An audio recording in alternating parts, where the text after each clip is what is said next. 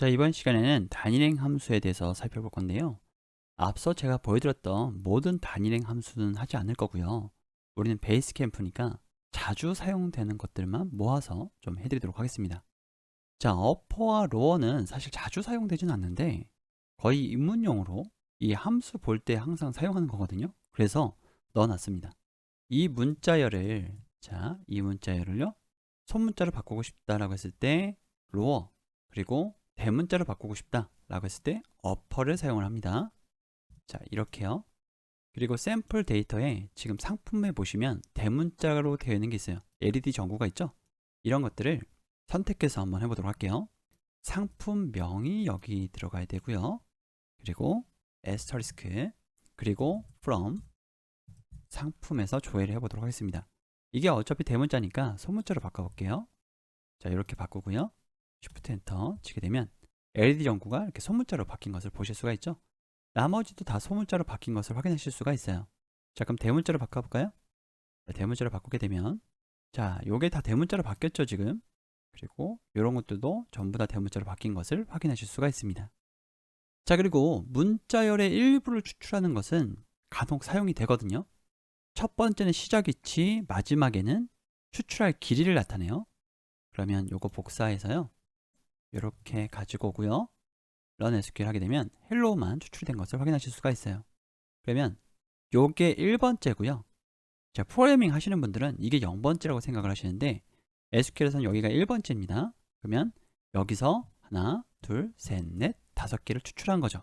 그러면 아까 여기서요, 상품명만 한번 볼게요. 주로 주소 같은 곳에서 또는 전화번호 같은 곳에서 앞에 뭐 세 글자를 제외한다든지 이럴 때 사용을 합니다. run SQL 사용하게 되면 이렇게 나왔죠? 여기서 세 글자만 뽑아내고 싶어요. 그러면 serve str 하는데 세 글자만 뽑아낼 거니까 나는 첫 번째부터 세 글자만 뽑아내줘. 이렇게 표현할 수가 있겠죠? 그러면 앞에 세 글자만 딱 보이는 것을 확인하실 수가 있어요. 이렇게 할 수 있는 데이터가 어떤 데이터가 있을까요? 예를 들어서 고객에서 이름에서 이 앞에 문자만 필요하고 나머지는 X 처리를 하고 싶어요. 그러면 고객에서 이름을 가지고 오고요. 저는 앞에서 한 문자만 필요합니다. 자, 이렇게 하게 되면 이렇게 나오죠? 여기다가 문자에 연결할 거니까 이걸 통해서 XX 이렇게 바꿔주신 다음에 Shift 엔터 치게 되면 이름이 이렇게 바뀌게 되는 거죠.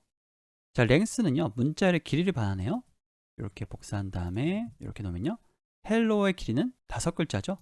5글자를 출력한 것을 확인하실 수가 있습니다. 자, 샘플 데이터로 들어가기 전에 여기서 바꿔볼게요. 지금 상품명에서 이 serve str을 이렇게 랭스로 바꿔주도록 하겠습니다. 그러면 글자 수를 출력한 거죠. 실제 글자 수가 맞는지를 확인하기 위해서 상품명을 이렇게 같이 출력해 볼게요. 그럼 11글자가 맞는지 확인해 볼게요. 1, 2, 3, 4, 5, 6, 7, 8, 9, 10, 11이죠. 그러니까 띄어쓰기도 문자를 포함해서 그 길이를 출력을 해줍니다. 자, 숫자 함수의 라운드입니다. 반올림해서 줘요. 자, 이렇게 하면 두 번째 자리에서 반올림을 한 거죠. 여기서요. 자, 이렇게 하면 세 번째 자리에서 반올림을 해서 두 번째 자리까지 출력을 해준 거죠. 자, 1 이렇게 하면요, 네, 이게 5가 됐죠. 여기서 반올림을 해서 이 자리까지만 출력을 해준 겁니다. 자, 그리고 파워는 제곱이에요. 2의 3승입니다. 네, 2의 3승 이렇게 해보면 이렇게 나오죠. 그래서 주로 이런 것들은 저희가 데이터 분석할 때 언제 쓰이냐면 루트 같은 거 씌울 때, 그러면 4에 루트를 씌울 거예요. 0.5 이렇게 하게 되면 루트를 씌운 거니까 2가 나오죠. 이럴 때 많이 사용합니다. 저희가 한국전력 데이터 분석 이런 것들도 하거든요. 그럴 때 이런 것들 많이 사용해요. 자, SQRT 요거는 제곱근을 계산합니다. 스퀘어 루트죠. 요거 복사해서 이렇게 넣고요. 4가 출력되는 것을 보실 수가 있어요. 0.5승 하셔도 되고요. 스퀘어 루트 사용하셔도 됩니다. 자, 날짜 함수 정말 많이 사용하는 거예요. 현재 날짜는 이렇게 출력할 수 있습니다. 자, 이렇게 실행해보면 현재 날짜를 출력을 해줍니다. 지금은 24년 10월 4일이에요. 자, date는요, 문자열을요, 날짜 형식으로 변환할 때 사용을 합니다. 날짜 형식과 문자열은 다릅니다. 날짜 형식으로 되어야 여기다가 한 달을 추가하거나 뭐 30일을 추가하거나 이런 것들이 돼요. days로 이렇게 변환을 시켜 주셔야 날짜 연산이 된다는 거 기억해 주신 다음에 이렇게 변환이 가능하다라는 것도 기억해 주셨으면 좋겠습니다. 자, 이 함수는요, 날짜나 시간을 특정한 형식으로 변환할 때 사용을 합니다. 이거 한번 이렇게 복사해서 가져가 볼게요. 자, 실행하면 이런 형식이 됐죠. 그런데 제가 월을요 뒤에다가 밀고 싶어요. 자, 그러면 이렇게 해서 실행시켜 보면 월이 뒤로 밀렸죠. 그리고 여기를 이렇게 표현하지 않고 제가 슬러시로 표현하고 싶어요. 실행해 보면 이렇게 됩니다. 이게 꼭 특정한 형식일 필요는 없어요. 제가 느낌표 막 이렇게 써볼게요. 이렇게 쓰게 되면 실행을 해보면 이렇게 실행이 되죠. 여기에는 날짜 형식이 들어가면 돼요. 2024년 10월 10일 이렇게 한번 해보도록 하겠습니다. 그러면 바뀌었죠? 그래서 이것을 내가 원하는 형식으로 바꿔주겠다. 그런데 y는 뭐예요? 연, 월, 일입니다. 자, 그리고 다음은 날짜와 시간을 같이 변하는 예시예요. 현재 시간을 연, 월, 일, 시간, 분, 초 이렇게 변환하는 겁니다. 자, 이렇게 복사해서 실행하면 이렇게 변경을 해주죠. 그리고 데이트 함수는요, 날짜에 어떤 연산을 할 수 있게끔 해줘요. 7일을 더하고 싶다 라고 한다면 이렇게 할 수가 있습니다.